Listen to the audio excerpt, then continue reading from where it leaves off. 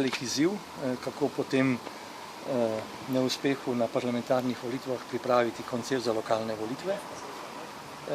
Čutim pa, da kljub tej veliki preizkušnji za stranko, da so trendi kar dobri, da ljudje ostajajo zvesti, županski kandidati. Ljudi me sprašuje, kako to, da vam ni uspelo.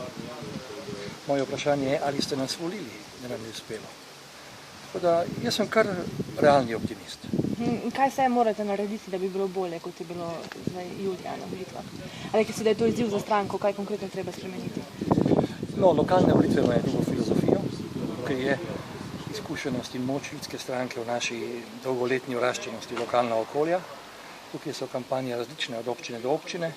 Tukaj je naša prednost, da lahko potegnemo še naše izkušnje in naša dobra dela, naše uspešne župane. Tako da tudi te lokalne volitve se lahko potem podlaga za spodbudno nadaljevanje stranke, ko se bo pomlajena in z novimi energijami vračala nazaj v državni zbor. Upam, da se bo to zgodilo. Kadrovsko me še zanima centri, ki jih imate, ste jih imeli Maribor, Celje. Menite, da naj ostanejo isti kandidati, pa ga bi predlagali v Mariboru? Ne poznam tako dobro razmeri. Daleč najboljše izhodišče ima aktualni župan, ki dobro dela. Ljudje praviloma dobrih konj ne menjajo. In zato bodo tudi nekatere naše župane ponovno izvolili. Maribor je pa zgodba zase.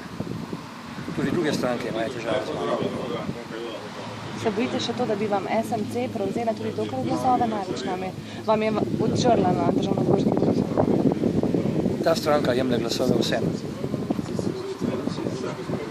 Jo pa čaka realno soočenje z vodenjem države in če bi volitve čez pol leta bi dosegla mnogo slabše rezultate na lokalni ravni.